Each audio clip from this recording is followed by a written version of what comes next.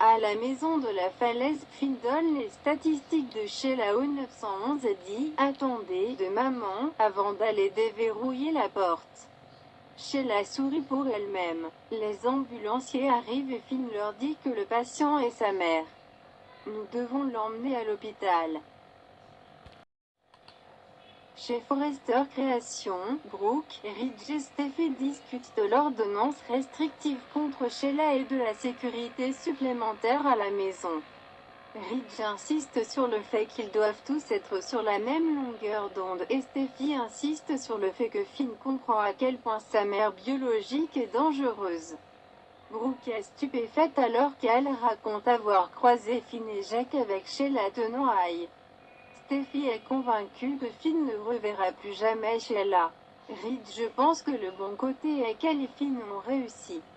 Steffi est soulagée et admet qu'elle était préoccupée par sa relation. À ce moment-là, tout ce qui l'intéressait était de protéger Aïe, même de Finn. Brooke et Ridge espèrent que Finn sait que Sheila ne peut pas être dans leur vie. Ridge pensait avoir compris, mais il n'a pas vécu ce danger. Il prévient Steffi, qui sait qu'il veut qu'elle soit réaliste. Brooke pense qu'il essaie de dire que Finn découvre que sa mère biologique est énorme et qu'il doit avoir un lien émotionnel à un certain niveau. Ridge s'inquiète que Finn l'ait laissée entrer dans la maison même après avoir appris qu'elle était dangereuse. Steffi assure qu'il sera plus vulnérable envers elle. Au manoir Forrester, Eric écoute Quinn dire à Shona qu'elle peut sacrifier sa vie sexuelle pour lui. Elle dit qu'il n'y a rien qu'elle ne ferait pas pour Eric. Elle l'aime. Eric se montre et dit « Je t'aime aussi, Quinn ». Shona balbutie qu'il parlait juste de la joie de Quinn d'être de retour avec lui.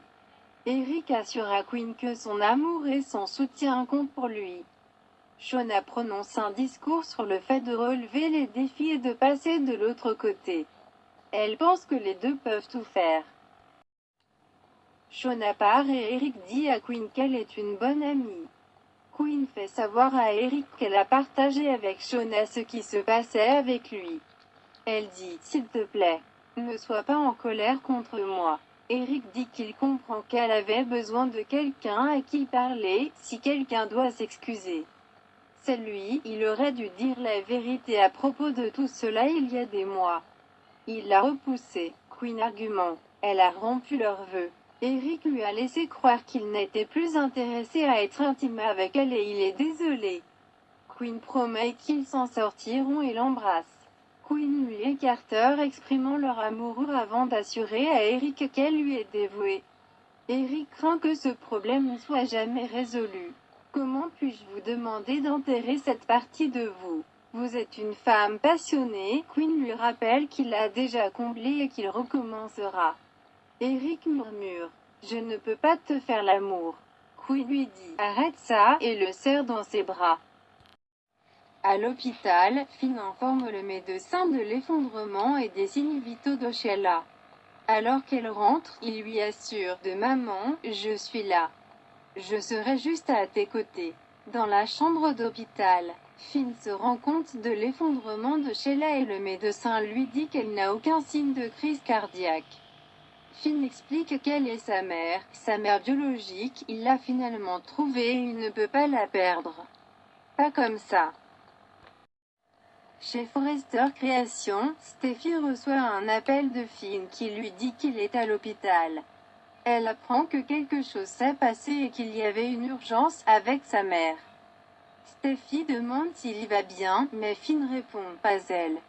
Elle va bien, c'est Sheila ». Steffi est stupéfaite d'apprendre qu'il était avec elle lorsqu'elle s'est effondrée. Chez eux, Finn explique qu'elle s'est présentée et qu'il a clairement indiqué qu'il ne voulait plus jamais la revoir, mais elle s'est évanouie.